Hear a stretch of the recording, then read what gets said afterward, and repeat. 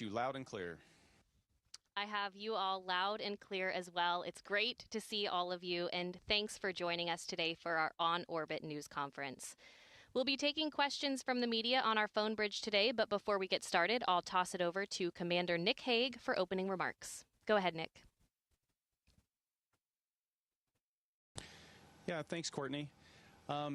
So I think, as most of you know, there was a series of decisions that was made last July and August timeframe to balance the safe return of Butch and Suni along with continuing the ISS mission. And one of those decisions was to modify Crew 9, the complement of Crew 9. And so in late September, Alex and I launched as a crew of 2 with 2 empty seats to come to the space station and rapidly integrate Butch and Suni into Crew 9 and then continue to serve out the duration of Crew 9's planned time on orbit as members of Expedition 72. I say all of that just to set up 2 points that I'd like to start off today with. The first is that this mission, the mission of the space station, the scientific exploration, is something that we deeply believe in.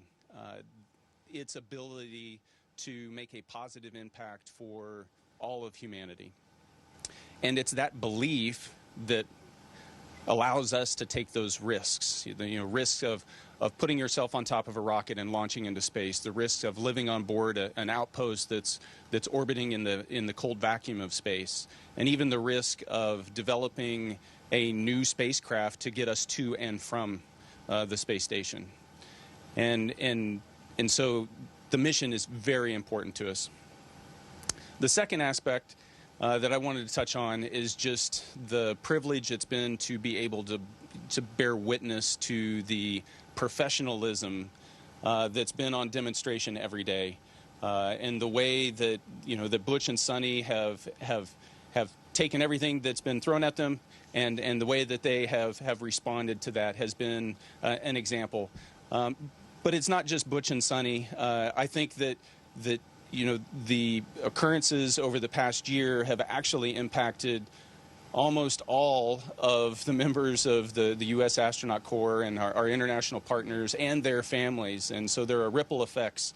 And to see how that community has responded to this just makes me proud to be part of that legacy of dedicated service, part of that group. It's a privilege to be a colleague of all of theirs. And so that legacy, here in a few short days, Crew 10 is going to arrive, and we're going to hand the baton to Crew 10, and we are going to return to Earth at the end of a successful long-duration mission aboard the space station, performing that mission that we so deeply care about. And that handover will mark the continuation of a legacy that's been going on board the space station for 25 years. And so with that, we're happy to answer your questions. Thank you, Nick. We'll go ahead and jump right into questions from our media. Just a reminder to press *1 when you are ready to ask your question. Our first question comes from Marcia Dunn with the Associated Press. Hi, I'm hoping you can hear me. For Butch and Suni, what's it like to wake up one day in space and find yourself in the center of a political story? I'm referring to the comments a month ago made by President Trump and Elon Musk regarding your return.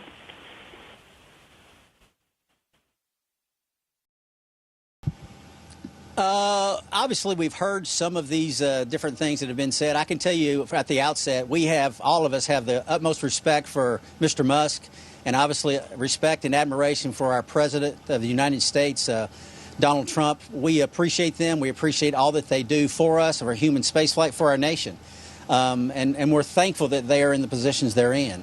The words they've said, politics, I mean, that's part of life. We understand that. And there's an important reason why we have a political system and the political system that we do have. And we're behind it 100%. We know what we've lived up here. We know the ins and outs and the specifics that they may not be privy to. And I'm sure that they have some issues that they are dealing with, information that they have that we are not privy to. So when I think about your question, that's part of life. We are on board with it. We support our nation. We support our nation's leaders, and we're thankful for them.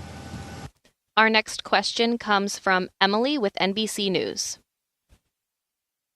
Hey there. Thanks for taking my question. Butch and Suni, your resilience and positivity really has shined through. But what has been the most challenging aspect about the changing timeline in space? And on the flip side, what will you miss most about space?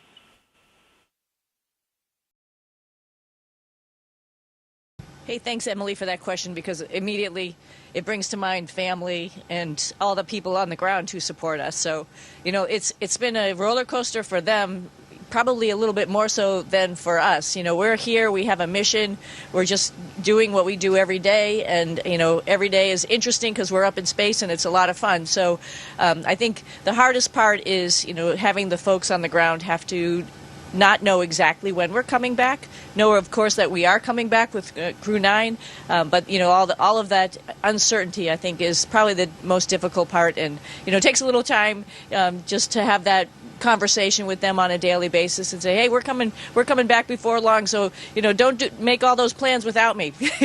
We'll be back before too long.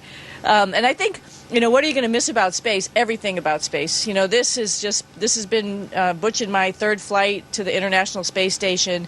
We helped put it together.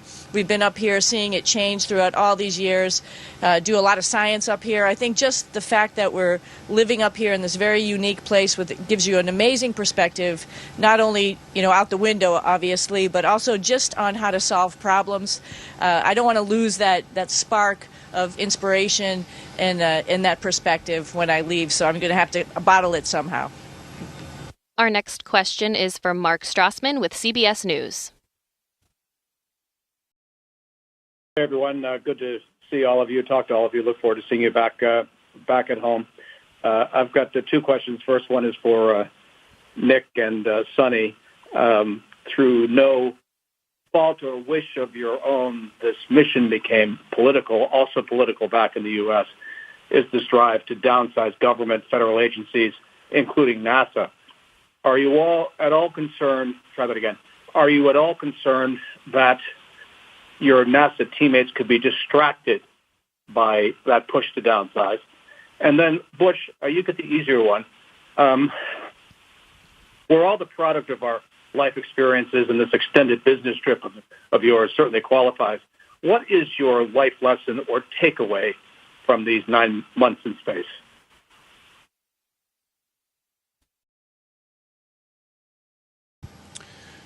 So, Mark, I guess I'm going to start with the hard question as you defined it. Up here, we're a little bit insulated from a lot of what's going on down on the ground. But one thing we're not insulated from is how the operational team is functioning. And so on a daily basis, on a minute-by-minute basis, we're in contact with the ground. That team is supporting us. And it's not just in Houston. It's the entire NASA and international apparatus that's supporting us. And that support from the first day that I showed up here to today has been unwavering.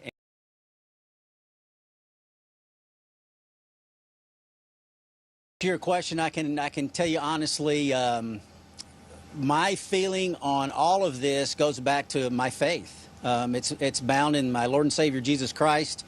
He is working out His plan and His purposes for His glory throughout all of humanity, and how that plays into our lives is significant and important.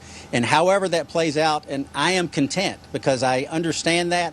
I understand that He's at work in all things. Some things are for the good. Go to Hebrews chapter 11. Some things look to us to be not so good, but it's all working out for His good for those that will believe. And that's the answer. So thanks for asking. Our next question is from Gina Sinceri with ABC News. This question is for Suni. Suni, I was talking to some kids who are talking about Gorby's tattoos, and they want to know what dogs you have now, and have they missed you, and how much are you looking forward to seeing them when you come home? Oh, that's a great question. I think, it's probably hardest, getting back to the other question, for my dogs, although thank God they don't really know time that well. But yes, I have two Labrador Retrievers right now, Gunner and Rotor, who have been having boy time with my husband, and I think they'll be very happy for Mom to come home. So I'm excited to see my labs when I get back. And yes, these were Gorby's footprints. Our next question is from Lauren Grush with Bloomberg. Hi, good to talk to you. This is for Butch and Suni. Following up on the topic of politics, part of the discussion has been a claim that the decisions surrounding the timing of your return were influenced by politics and that there was an option to come home earlier. I'm just wondering if you feel like politics influenced the decision, and would you have wanted to come home earlier?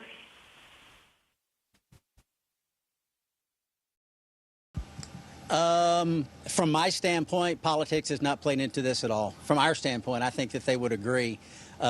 We came up prepared to stay long, even though we planned to stay short. That's what we do in human spaceflight. That's what your nation's human spaceflight program is all about, planning for unknown, unexpected contingencies. And we did that. And that's why we flowed, as Nick said, right into Crew 9, into Expedition 72, as we did. And it was somewhat of a seamless transition because we had planned ahead for it and we were prepared. If I can add, when I launched in late September, our planned return date was the end of February. And given the amount of training that's required to get a crew ready and the complexities associated with getting a spacecraft ready to launch and operate in space, targeting a March return is pretty much on target. Our next question is from Eric Berger with Ars Technica. Hi, thanks very much. How is the condition of the International Space Station? How do you find it? There was a suggestion by Elon Musk that it could be deorbited earlier. Just wondering if you think the structural facility can hold up till 2030, and is there 6 years of meaningful research to be done during that time? Thank you. Hey, Eric, great question. We've been up here since sort of the beginning. Like I mentioned before, Butch and I had been part of the construction of the space station with the shuttle flight. So yeah, we've seen it grow from just a couple modules to this amazing laboratory that it is right now. And I actually was extremely impressed coming up here and seeing how much science is going on, particularly when we have the resupply missions that bring up a lot of science. I mean, this place is ticking. It's just really amazing. So I would say we're actually in our prime right now. We've got all the power, all of the facilities up and operating. So I would think that right now is probably not the right time to say call it quits. We have probably till 2030 in our agreements, and I think that's probably really accurate because we should make the most of this space station for our taxpayers and for all of our international partners and hold our obligations and do that world-class science that this laboratory is capable of. Our next question comes from Katrina Miller with New York Times. Hi there. Thanks for taking my question. On Sunday, NASA Administrator Janet Petro said that dominating space was a way to keep America first. And so I'm curious, as astronauts on the International Space Station, working closely with partner countries, how you feel about that type of rhetoric as opposed to space exploration as a benefit for all of humanity. Thanks.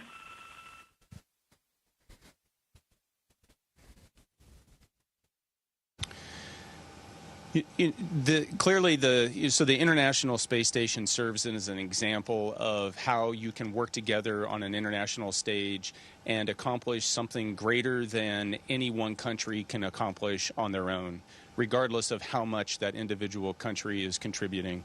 And so as we go forward, that's a lesson that I take from this is just the strength that you can achieve in that level of international cooperation.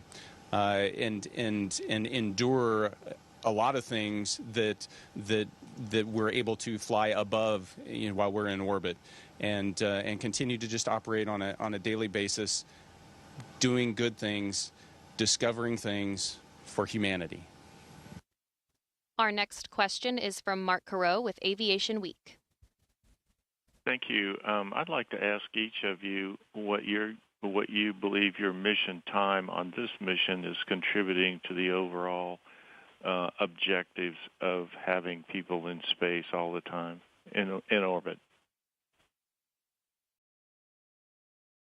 Hey, Mark. Yeah, great question. So, I mean, as it started with Butch and I mean, it's just the, getting new spacecraft, new technologies tested out, right? So that's how it started for us. And, of course, for SpaceX Dragon as well, new technologies coming up to the International Space Station.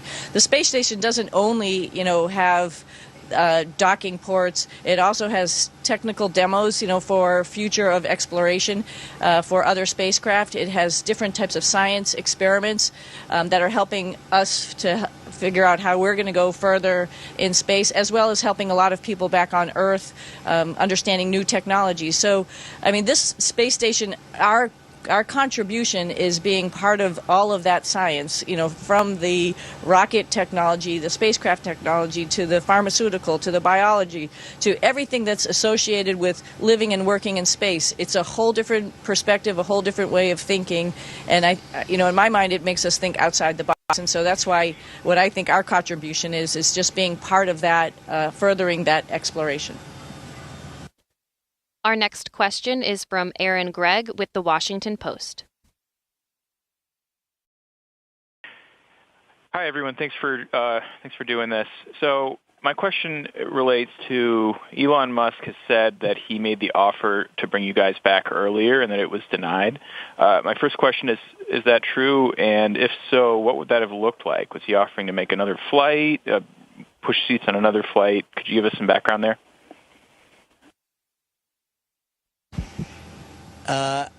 I can only say that Mr. Musk, what he says is absolutely factual. We have no information on that, though, whatsoever. What was offered, what was not offered, who it was offered to, how that process went. That's information that we simply don't have. So I believe him.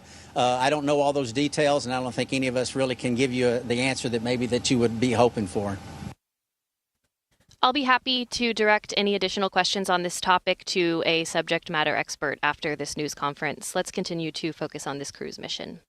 Our next question comes from Will Robinson Smith with Spaceflight Now. Hi, thanks for taking the time to talk with us. Question for Butch and or Suni. You both have had the opportunity to fly on Soyuz shuttle, Starliner, and now you're preparing to return on Dragon. So wonder, now that you're preparing for your fourth time on a different spacecraft, what that preparation work has been like, and what that flow of training has been for you guys these past few months. Thanks. I'll give the quick answer. It's been fascinating. It's been amazing. We feel so fortunate to train on 4 different spacecraft, and each one has its own unique capabilities, its own unique systems, its own unique seats, everything suits. It's all been great, and to have that opportunity has been wonderful. Yeah, I would agree with Butch. We've been really pretty lucky if you look at it and step back from, in our careers and see what interesting things that we've got to do. That's it's pretty spectacular, just like you mentioned. So coming home in this spacecraft will be a new chapter, and excited about it. Our next question comes from Ashwarya with ESPN. Thank you guys so much for taking the time. My question is for Suni. Suni, do you feel like you're saying one final goodbye to the ISS? And are you planning to leave anything personal behind? Oh, don't remind me this might be my last flight. That's a little sad. I'm trying not to think about it too much, because like I mentioned earlier, being in space is just pretty spectacular. And, having the opportunity to come up here, I know we're very, very lucky. And having the opportunity to come up here 3 times has just been amazing. And, maybe there might be some hide and go seek for the next guys. Maybe they'll have to find something. I'm not going to tell you. I'm not going to tell you where. They'll have to just find it. Our next question comes from Robert Perlman with Collect Space. Thank you. For Suni and Butch, all the SpaceX Dragon suits we've seen worn to space and back have crew members' names embroidered on their right arm below their country's flag. How are yours configured? And Suni, just curious, did Calypso, your zero-G indicator, go home on Calypso, or is it returning on Dragon like you?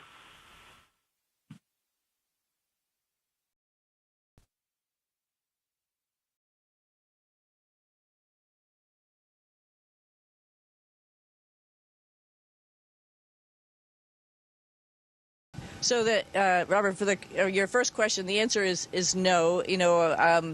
We were not down on the ground getting specifically measured for suits and stuff like that. So we have some generally generic suits that we've fitted into and tried out while we're up here. So no name, but that's okay. Hey, we're just Butch and Suni, and everybody knows who we are by now. And secondly, Calypso, our gravity indicator went home with Calypso. The way it came up is the way it went back home. And Robert, we do have Sharpies up here, so my suit might have a name on it. Our next question is from Peggy with Journalist Financial Times. Hello, thank you very much for taking my question. I wanted to pick up on something that was asked a little bit earlier.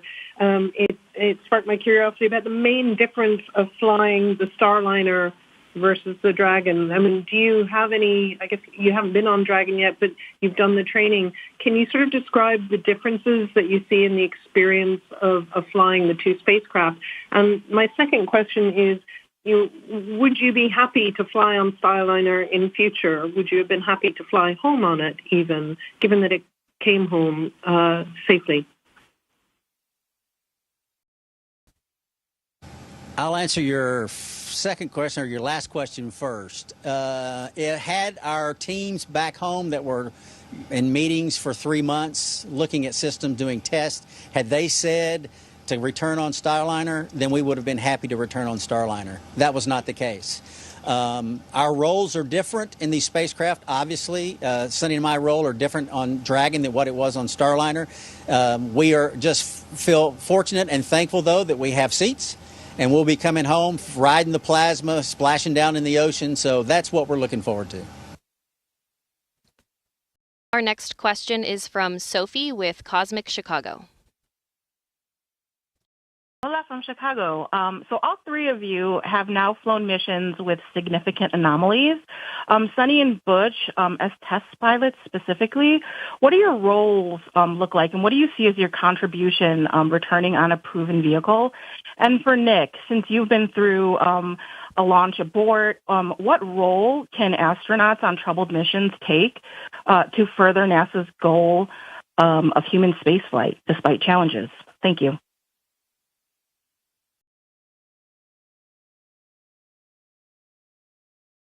Okay, I'll quickly address quickly because I think Nick has a lot more to say than I do. But just for our roles on this spacecraft, like Butch said, we're riding Dragon back home, right? We're Dragon riders. But I think what's really interesting about being test pilots is having the opportunity actually to see all these different spacecraft, contrast and compare, just like the space station up here as well. Pick out what's really good, what works well, what doesn't work well, and bring that experience and that knowledge back home as we continue on and make the next spacecraft and inform the next generation of astronauts what are good things to look out for, what are bad things to look out for. So I think that is really part of our role as Dragon riders. I got one thing to add. Yeah, just one thing to add to that. A test pilot's role, primary role, is to prepare spacecraft, aircraft, whatever it is, for those that follow. And I think Suni and I, even though we only rode uphill, we only did our tests uphill, I think we've done that for Starliner. And so picking up with your question about, what is the role of an astronaut in an anomaly, I think it's the exact same role. It's actually the role that we are filling every day up here, which is we're always trying to find ways to make operations, to make life and make work on orbit run smoother and to work more efficiently and to help us get more out of the space station. and an anomaly going through something like a launch abort, you just are underneath a spotlight, and it's a very significant dynamic event, but you're still trying to help the teams understand exactly what happened and what can we do better for the people that are going to come after us. Our next question is from Jackie with the Times of London. Thank you. I wanted to ask all of you, what in the time that you've been away from the planet, there have been some pretty seismic geopolitical shifts. I wondered from your point of view, looking down on the Earth, what kind of mulling over you have done about that and what you think is a very different world that your planet that you're coming back to. Thank you.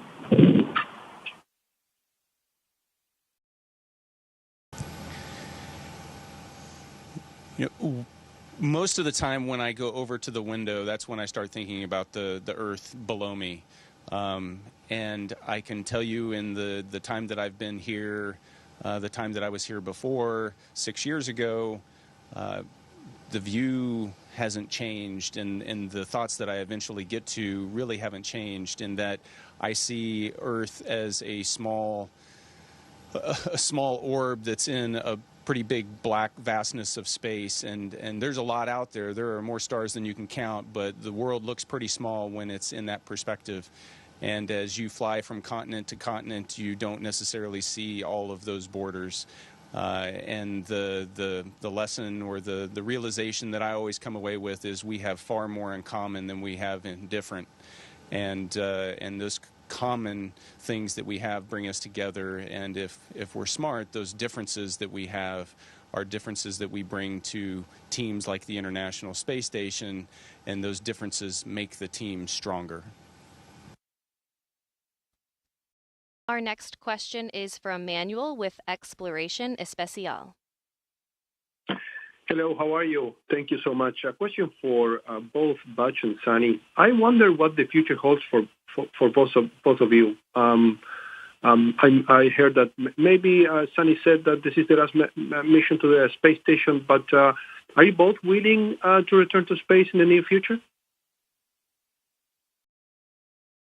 Hey, we're going to the moon and Mars. Let's go. That's what my plan is. I'll be right beside Butch if that's the case. Our next question is from Marvin Marshall with Space Report News. Hi, good morning, Crew 9. I'm Marvin Marshall from the Space Report News, a small independent outlet. I first want to thank you all for the sacrifice that you guys make for the betterment of humanity on a daily basis. My question's for all three of you. What are some fun items that you guys pack to take on your mission? And Butch and Suni, were you guys able to get any extra, fun personal items up there? And thank you guys all again. It's an honor to speak with you, and safe travels home. Okay, some fun stuff. I actually brought a card game. I didn't think it would work, but I actually got all the crew members to play a game up here, so that was a lot of fun. One fun thing I brought up was some sheet music of the Space Force song. I'm still active duty Space Force, and this was a way to connect with my service. We have naval aviator wings, naval aviator pilot wings, and you have the astronaut symbol in the center. It makes it naval aviator astronaut pilot wings. And I had a couple of those made in gold and then curled into a ring. And I brought them from my dad, my brother, a lady that did all of our scheduling, Michelle Beaujolais. I had previous missions. I had brought them up for my daughters and for my wife as well. So those are special. Something special to me is those wings. A lot of trial and effort. Not just me, but by my whole family and others put a lot into getting those wings, and so they mean a lot. So to be able to give those gifts back when we get back is a special thing. And we have a couple of social media questions for all of you before we close today. Claire on Instagram asks if there are any parts of spaceflight that get harder as one ages that you might not expect.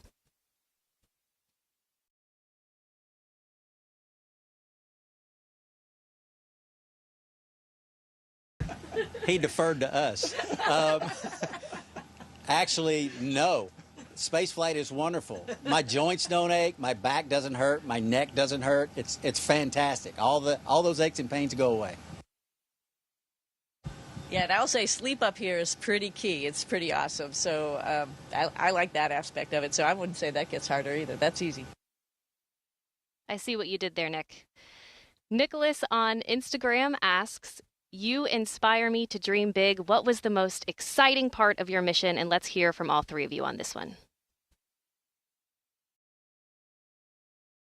I can tell you there's a lot of responsibility in many ways up here, many times, very often. But the greatest responsibility that any of us have is when you put someone else in a spacewalking suit and they go out the door, because you're responsible to make sure everything's done correctly and that that suit performs to what it's capable of. I mean, it's a one-person space capsule is what it is. So when they come back in, and you open that hatch and bring them in, that's the proudest moment for someone. I think for me, I'm looking forward to the moment that's coming up where I am going to get to bring Crew 9 home. And I think for me is classically looking out the window. We have had some amazing aurora while we've been up here. The sun's been really active, and it really puts you sort of in your place, and you recognize that the universe is extremely powerful, and what little part we are of it, as Nick alluded to earlier, it's just spectacular. All right, well, those are all the questions we have for today. Thanks for all of your questions and your continued interest in NASA's SpaceX Crew 9 mission. The road to Crew 9's return begins with the launch of Crew 10 targeted for no earlier than March 12th. As you heard, there will be a handover period between Crew 10 and Crew 9, which will set the stage for Crew 9 to return home. In the meantime, you can follow updates on the Crew 9 mission at nasa.gov/station. Nick, Suni, and Butch, thank you for your time today, and we're looking forward to having you home soon. Thanks for joining.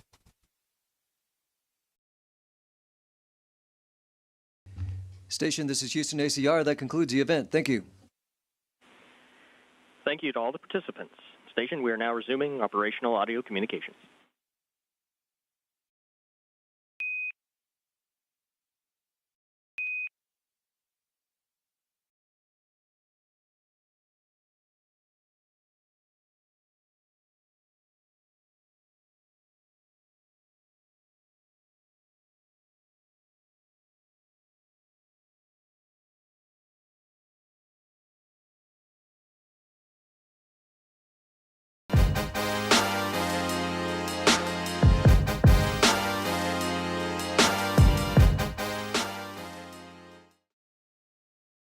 Well, tonight we are hearing from a local family devastated after a violent weekend here in the Queen City. Yeah, CMPD is doing work right now investigating multiple shootings that spanned across the region that left 3 people dead, 2 others hurt.